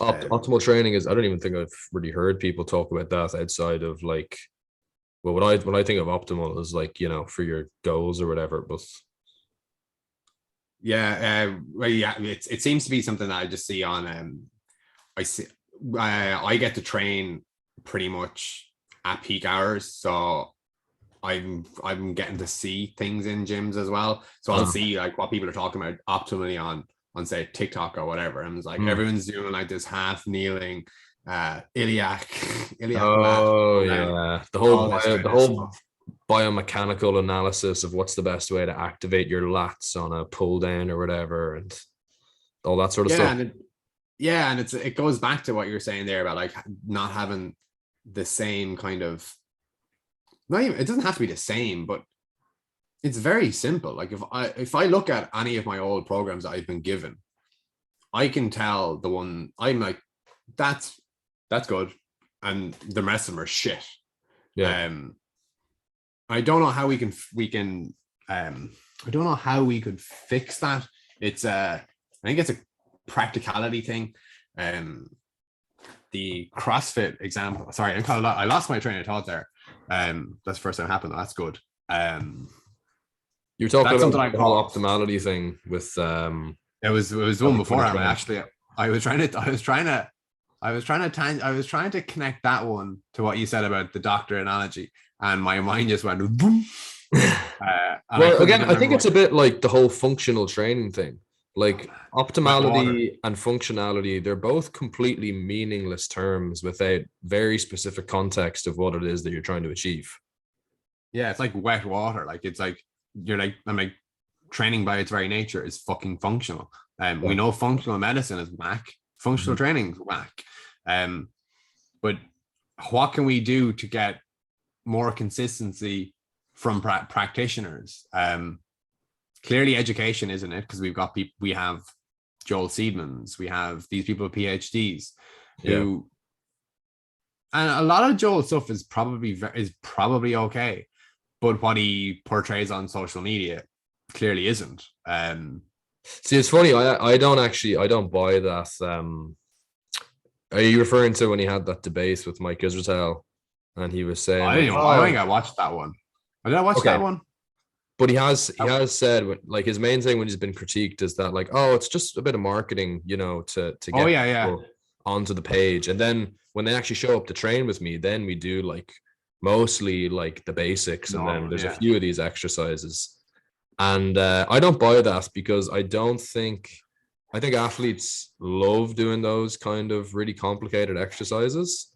And I don't think it would be a great business model to kind of like advertise that you're going to do all of this like super sport specific functional training, and then you arrive at the gym and he's like, okay, we're just going to do some squats and some deadlifts, and we're going to try to get progressively better at those, and maybe you'll do like one set of this half kneeling bridge pull down with ab co-contraction, whatever, and chaos bands. I think that's just purely to save face. But like with what you're saying there about, I think it actually is, you're never guaranteed that just because somebody got a bachelor's or master's or PhD that they're going to have any idea what they're doing. But I think that it guarantees like a very base level standard that they have had to meet, you know. And the problem is that there's not enough emphasis on practical coaching and the practical aspect of making a program, coaching somebody through it. And I know that a lot of people aren't going to like this, but I definitely don't agree with everything that they say by any means. But I actually think that that's one area that, like, say, like the starting strength guys are onto a little bit.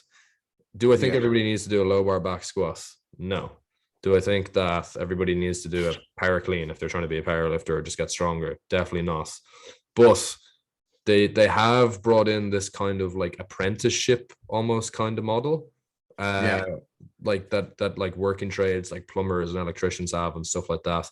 And I think that in some ways, strength and conditioning coaches, they're almost too proud to adhere to that model. They want to make their jobs seem important enough that you get a master's degree and you read all of this research, and all of that stuff is important. But your job is coaching people, and you don't have to prove that you can do it to get a degree or to get the CSCS. I got the CSCS. There's no practical thing whatsoever. And that's the number one certification that people will look for around the world. So you've just qualified somebody as being a strength and conditioning coach without actually having to prove once in real life that they can coach somebody. And I think that's the main issue. That's it. Like I have a note on my computer that I think it needs to change to being a trade, because of things like that. Someone wouldn't listen to me because I didn't have a CSCS a while ago. Then she got coached by me, and her closing remarks was, "You're the best coach I've ever had." And I was like, "What?" It was weird. Really, I have never once had a single person ask about CSCS. That's one of the reasons I dropped it. She has her CSCS. Okay. I actually didn't renew mine there. It was up for renewal at the end of last year. And there was a few reasons. The first and foremost one is that nobody that I coach or ever have coached has ever given a shit about it. I think some of their takes on things, not so much like I love the Journal of Strength and Conditioning Research, which they're obviously affiliated with. But like it's more like the actual content they put up, like some of the workshops and stuff like that. Like there's no unifying stance on some things. Some really kind of like poor articles get published about like core training and stuff like that. Mark Ripto actually has a hilarious one where he said like the point where he decided that, because apparently he was in like the very first cohort of qualified CSCS coaches or whatever. He said the moment where he said this is bullshit and I'm leaving was like he saw an article published about like how to periodize core training for strength and conditioning or whatever, and he was just like, oh fuck, Jesus Christ. But like that, and then also it's a bit of a ruse in that like to recertify, it's thousands of euro in terms of like what you have to spend on taking their specific CPD units. So you got to pay to take quizzes, you got to pay to take these like online workshops, or even just watch a video recording of a workshop that they did at a seminar or something.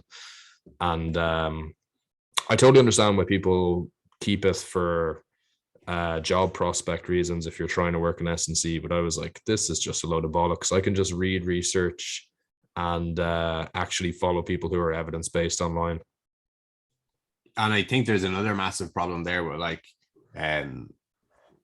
with just consistency with the simple basic stuff with the NSCA. Like I don't know if you saw what I shared about the deadlift a few weeks ago. No, I shared it. I found my old college notes. So we went through a deadlift practical. The images of the deadlift form. Yeah. So I went through 3 of the textbooks for, what was it? Essentials in Strength and Conditioning. The description and instructions were all the same. The instructions were terrible. It was like, I can't remember what the instructions were. I can find them here. But the first, it was the pictures I had and the handout I had from my practical in university was in the 2002 edition. The bar started too far forward on the floor and moves around the knee in the images. The next edition was 2008, the 3rd edition. Completely different exercise. Instead of the hips being, or instead of the bar being too far out in front, the hips were so low. It was a completely different exercise. Then the fourth edition, it was the best technique, but there was still some pretty big issues with it. So if the NSCA are arming their coaches or strength and conditioning specialists with that as their template for the deadlift, what else is wrong? Like that's a pretty basic one. Yeah.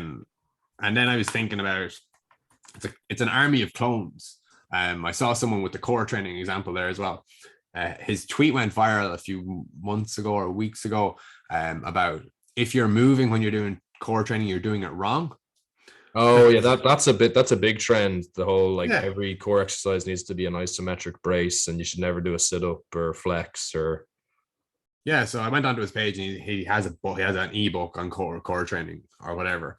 His next tweet, the tweet that was pinned to the top of his page was, "This is how I program the overhead press." And I was like, do I really want to click on this? Do I really want to click on this? I know what he's going to say before I'm going to see like his CSCS or whatever. And it's like, I bet he's going to say stuff about hyperextending the lower back, single arm, half kneeling, or landmine. And I was like, 1, 2, 3, 4, all 4 points. I clicked into it. I screamed. I closed it. And then I look at CrossFit. Man, CrossFit is way better. Like the only reason that I can coach is because of CrossFit, because there's so many different disciplines and so many different things. I had to like teach people how to use a rowing machine. Seeing people use rowing machines in commercial gyms is wild. No idea what they're doing. So simple. You just sit in, or you think it's so simple. Then you've got like gymnastic elements. So then if I think of a movement or someone comes to me and is like, I want to do this, I'm like, I can more often than not break that down and coach it no matter what. What was it? I looked at CrossFit recently there, and so this was just quick calculations I did here. So if you take a 4-year strength and conditioning course, and the best thing about the strength and conditioning courses, I get targeted ads for them every single day. Every single day, the stock images are deadlifts with the bar too far out in front, or cleans with the hips too high.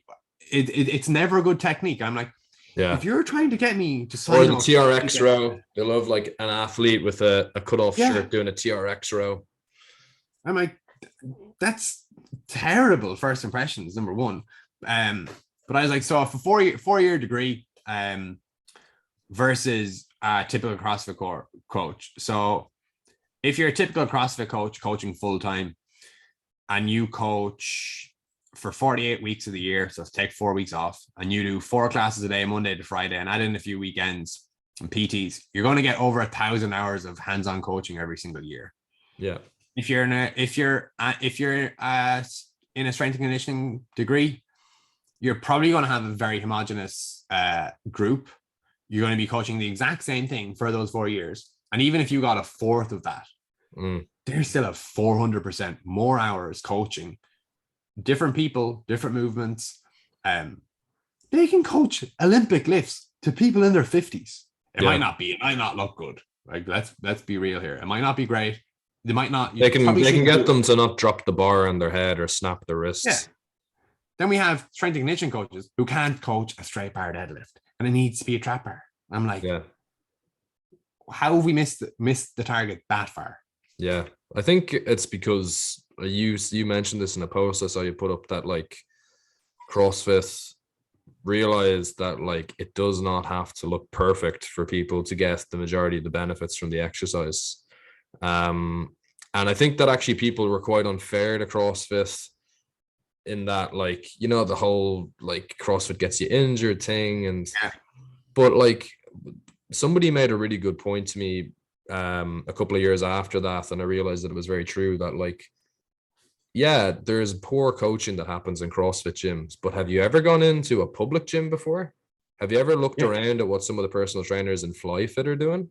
Like, and even just some of the like the philosophies around training people. Like there's a guy there's a guy I know from the gym that I'm working in now who used to work in FlyFit, and he was saying that trainers were given out to him for explaining too much about like how programming works and stuff like that to their clients, because if you do that, then supposedly they're not going to be as reliant on you, and they might go off and actually, learn how to train themselves as a lifelong pursuit and not be reliant on paying somebody all the time. Like, you would never hear something like that in a CrossFit gym. So No. I think that it was just because it became so popular, and it became the in vogue trendy thing. And yeah, there were a lot of people doing a terrible job, but I would say most of those people have washed out now and have moved on to whatever the new trend is. Like, maybe they're running F45 studios or something now instead. Like, there was a woman that came into the CrossFit gym where I interned in years ago, and she wanted to set up her own CrossFit gym, and she had never done a CrossFit workout before in her entire life, had barely ever gone to the gym before in her life. But yeah, it was just a cash grab, So I think that made it look worse than it really was. And I think certainly if you're walking into a CrossFit gym that's still around now, odds are it's probably been there for at least 5 or 10 years. And, people have had a chance to like actually build up some decent amount of coaching hours, But yeah, like I definitely agree with you on that. Like, going back, just tying that back into the CFCS thing, it's another reason why I wanted to drop that, because I saw people who had the same accreditation as me doing stuff that was so radically different, so poorly thought out. In some instances, you could almost argue like downright harmful to the athlete, that I was like, I'm not sure I actually want to be associated with those people. I probably have more in common with somebody who has like the starting strength certification than I do with some of these people who are having all these athletes do functional training and telling people that you can't arch your back when you do a shoulder press. Meanwhile, I've never seen anybody do that with an appreciable amount of weight and not have to arch their back. So it's just evidence of people that don't have enough practical coaching experience with people and don't have enough actual practical experience of training themselves.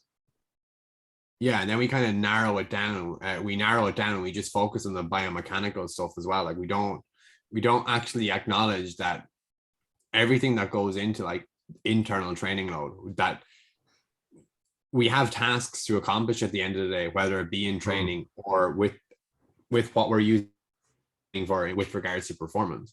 And if we never sprint because it's dangerous, like people sprint because they know they need to do it in their fucking sport. Yeah. If we took that and we applied that to other things, they probably do it, like landing drills as well, like all this like snap down stuff. Like, how did that ever float? All those weird stuff. I've done them all. Mini band activations, foam rolling. I used to spend it.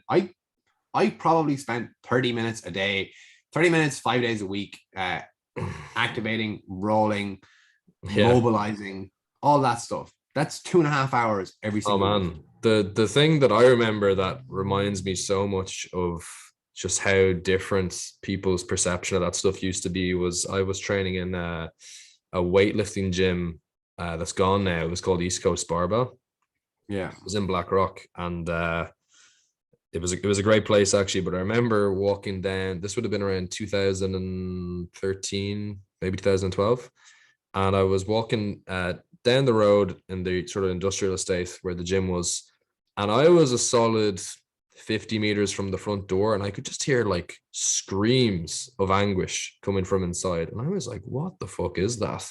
Somebody like trying to PR their clean, and it's taking like 20 seconds or something like that. I walk in the door, and one of the lads is lying in the warm-up area, and he has, I think, 2 guys, one of which is standing on the barbell while the end cap of the bar is driven into his pec. Or no, it was his calf. It was lying on his calf.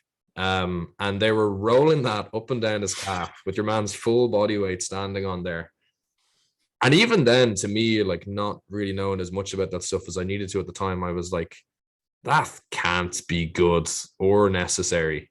And the guy could barely walk standing up, and he was like, yeah, just got to really get into those knots, And I was like, what the fuck? And then the idea of anybody doing that now is crazy. So, or maybe it's crazy not. to us. I don't know. It's not crazy to other people. I'm so out of the loop with what people are doing in public gyms now that I don't know if things have actually moved on or if I've just purposely removed myself from being around it. but that's just such a different time. It actually hasn't. I think it's wild as well, because those things are so unpleasant, and the things that it on no level does it make sense. Ice baths. Oh, you need to do ice baths after. These things are absolutely horrible. Like, I hated Formula 1. I hated doing ice baths. Yeah. I would do anything. I would have done anything to be a better athlete back then. Stupid. I'm so happy that like there was like no readily available things like SARMs back then. Like, being able to like buy SARMs online as a teenager, that's mental. The amount of kids that are taking drugs, performance enhancing drugs in gyms, is crazy. Someone actually messaged me right before this podcast. He came up to me one day, and he just goes, "Start my first cycle." I'm like, "Man, I don't even know your first name. Why are you telling me this?" I'm sure that he thought that I was taking something. I'd like give a little fist bump. "Oh, well done, buddy." So I was like, cool. I was like, "Have you at least researched like what are you going to do afterwards? Have you got a PCT? Like, what are you even taking?" He's taking like 3 or 4 different compounds, I think. What age was he? Then I see him. He was 18, maybe. Jesus Christ. Oh yeah, but this gets way worse. So then I saw him like 6 months, a year later, and looked like he hadn't trained in a bit. I think this is like because of COVID as well. So I didn't have access to a gym or whatever. Didn't really know what he was doing, so he probably couldn't maintain his progress. So I was like, "Oh, it's good to see that you're not or no, I made a flippant comment like, "Oh, I see you're back on cycle," because like I was like, "There's no way in hell he's after taking another cycle." He goes, "Oh yeah, how did you know?" I'm like, "What? You're taking a second cycle?" Jesus. Then he came up to me like tren or what was it? Oh no, like it's just SARMs. Yeah. But then he came up to me recently, and he's like, "Oh, I started my third cycle." I'm like, "Man, what?" I didn't lose the rag with him, but like I was very blunt with him and very open and honest. And I was like, "Man, like, what are you doing?" I'm like, "Why?" I'm like, "Yeah, have you hit your 200 kilo deadlift yet?" And he's like, "No." And I was like, "Well, what have you done?" He goes, "Oh, you spot me here on a bench." I'm like, "All right, what are you going for?" And it's like expecting a few reps because he's training for like hypertrophy. He's doing a single. It was 87 or 85 kilos. And I'm like, "Have you benched 100 kilos yet?" He goes, "No." I'm like, "You're on your third cycle. You haven't benched 100 kilos." I was like, I would strongly recommend that you just I would strongly recommend you spend some time with yourself to kind of see like what's really important to you and like why you're doing this stuff. Go to see a qualified psychologist. Yeah, like I didn't want to say that back then. And I was like, you need to like figure out why you're doing all that stuff. Like it doesn't really seem normal to me that you would take these stuff and and not learn how to train properly first. Like your numbers are nowhere near where they would be, where you would even start to consider making decisions like this. He messaged me right before this podcast. He goes, "Hey man, you were right." I'm like, "I'm gonna save you the told you so." Action of kind of where kids are. They see all this shit on social media of people doing stuff or looking a certain way and doing stuff that they don't know is a result of anabolics. But then they find out eventually, and they think everybody's on anabolics as well. The fake natty brigade. Yeah, I think it can kind of be good as well in a sense. Like it's like anything. Like it can be brought to its extremes on either end. You know, you could be extremely gullible and naive and believe that, you know, this influencer you're following is not taking anything, and you'll look like that if you just train hard enough. And then on the other end, you can be so disillusioned when you realize that that's not the case and think that anybody who's got even mediocre strength results better than yours must be on something. And then you have these like limitations you've placed on yourself. But then then you see all these people do this and you're like, oh, like 12 years ago, 2010, 100 kilo bench press was like, you can bench 100 kilos. That's unreal. Yeah. Now it's like, you can bench 100 kilos. Well done. you've trained for a few months. That's what people's reaction are. So I thought I'd never do the things I wanted to do. I thought I'd never snatch 100 kilos because I tried for so long. I tried for like 4 years, and I was like, this is like, it was getting really bad. Someone comes to the platform next to me in my gym here, and starts snatching. And I'm like, it's like another one of us. Yeah. I'm not an Olympic weightlifter. I just like to do the Olympic lifts. And I was like, I was like, Jesus, that looks good. So you can't wait to snatch 100 kilos. And he goes, I did that. And I was like, what? He's like, how long have you been doing it? He goes, 3 months. I was like, I did that like after like 8 weeks or something, or 6 weeks. And he's like, I've been trying to do this for 4 years or whatever. So that pissed me off so much. Then in like 6 weeks, I just snatched 100. It's like, well, I only did it because he did it. And then I found out later he's on gear, like real gear, like not like TRD or not even like a slightly elevated, like he's taking actual gear, like proper cycles, blasting and cruising. I was like, but I probably would never have actually done that. Had I not thought that he was natural and done it after 3 months. I'm like, this is bullshit. Fucking doing it. Yeah. But that's like I think that's the craziness of like the psychological aspect of training and how you put self-limitations on yourself. Obviously the classic example of that is Roger Bannister, was that his name? The guy that broke the mile record. Had never been done before, and then multiple people broke it immediately in the next year. Or the placebo study with the powerlifters. They told them to take steroids. They told them they were taking steroids, and they were good bench pressers or something like. I don't know what good was qualified as, but they definitely weren't beginners anyway. Yeah, they weren't beginners. Like they were actually competent lifters and competent strength training athletes. Whereas if you look at like most research, one of the major limitations is like these have trained for 6 months. You're like, damn it. These are real athletes. Got ridiculous gains.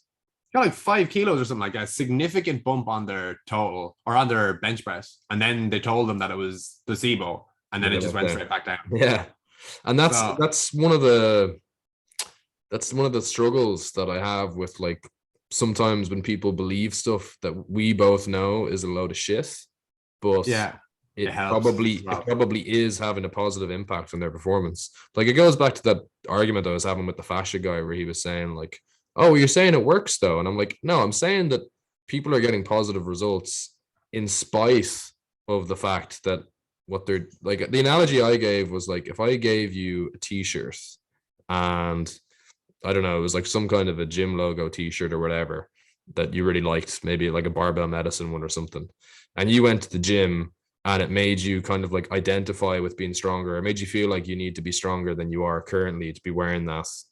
And you added, 5 kilos to your squat. Yeah, indirectly the t-shirt did that, but it wasn't the t-shirt. It was strength training with a bar on your back that did it. I couldn't then go and package up a t-shirt method for getting your squat to go up and sell that to people and call myself like someone who's being intellectually honest about things, That's a good business idea. I can squat 200 kilos. Yeah. Yeah, it would be. Walk into a gym and there's like, prove it. Okay. It's like, shit, I need to do it. No, I got to do that shit. But it's amazing how many people actually don't care about that level of intellectual honesty. They're like, well, I got cupping done and I felt good. So what should I care? And I'd be like, well, I'd feel like I'd care because it's uncomfortable, put loads of fucking weird bruises and shit on my back. And there was cost a lot of money, and there's multiple other things that I could have done that would have been just as effective, and it could have been just like me going and exercising, or it could have like resolved at in the same time or sooner. Adam Meekins and his back pain was a great example. I thought it was terrible how people are like, it was pretty much Stu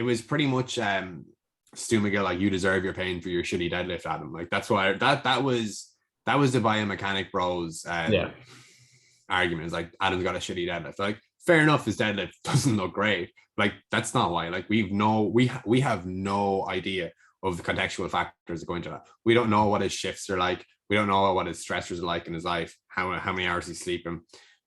we don't know anything. Like he could have been up the walls. Yeah. Some of the stuff was Sometimes weird. shit just happens as well, you know. And like the thing that I never understand with that, when someone's like, look, see, like he finally got hurt, and I'm like, sorry, have you never hurt your back before? Have you ever hurt your back doing something that wasn't even remotely stressful? Like I know people who've sneezed and put their back out for a few days, and then you're going to use that as an example of why you should be lifting with a neutral spine all the time. Yeah, and like, or you see the people who blow out their back, and then you look at like their back didn't go out of neutral once. Neutral was an inverted commas there for listeners. That's it. Like it can't work both ways. It can't be this is the safe way to lift because people hurt themselves when they lift with a rounded back. But then you're just going to ignore all the examples of people who have hurt themselves with quote unquote your perfect form, you know? Yeah.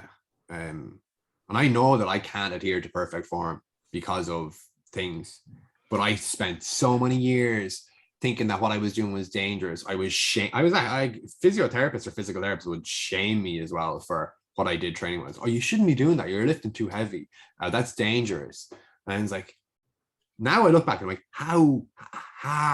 And it's just because they have this authority as well that you can't really question them, and they won't have a conversation with you about it either. I was like, okay, so what is a safe way to lift? And then they're like, oh, like 60 kilos. And I was like, well, what if I've been training for 5 years? And they're like, yeah, 60 kilos. Like, so 60 kilos forever.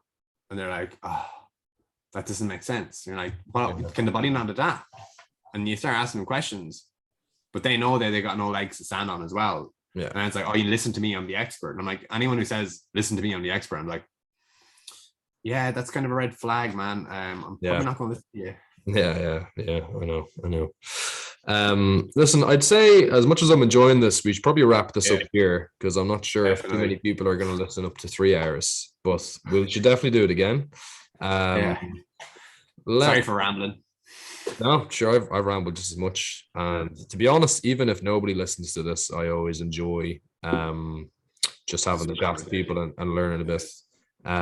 Hopefully should get a few listeners because this is the first time I've done one in about 2 or 3 months, so some people might be interested to check it out. But for people who are listening, where can they go to find out about you and your content, and then obviously your coaching services if they're interested in doing some online coaching? You'll get me on Instagram, and it's Cian O'Brien, so like it's Cian O'Brien, but instead of an O, it's a 0. Yeah. Or KFS online coaching on Instagram, but I don't really use that account because Instagram and Facebook aren't going to give like businesses free exposure, but they tend to give better exposure to people on the app, or they did at the start.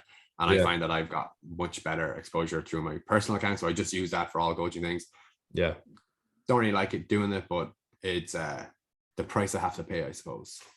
Yeah. I'm not a big fan of social media, but it's just where everybody is. Yeah. And you get so many good conversations. You will change people's minds as well eventually. Like you get someone messaging and say, you were right. And I was like, I know. I was like, I'm right on most things trending these days. And the only reason I'm right is because I was always wrong. I was wrong about every single thing. Yeah. That's it. We've just had the bravery to admit that we were wrong for a long time and made mistakes. And you can't be here without those mistakes. Like I'm sure I'd look back on this conversation in 10 years and be like, don't know if I'd agree with all of that stuff either. Yeah, singles with a beginner. that meta-analysis that came out that showed it increased injury risk by 500%. Really, that's bad. I doubt that will happen, but small things will change, I'm sure. Cool. Listen, really enjoyed that, man. I'm sure we'll talk again on Instagram soon, and we'll do this again at some point if you're ever interested. Oh, 100%. Love to do it. Always love to talk training, even if it's just a complaint. Sure. What else will we be doing? Yeah. All right. Enjoy the rest of your day, and I'll talk to you again soon. All right. Good luck. Cheers.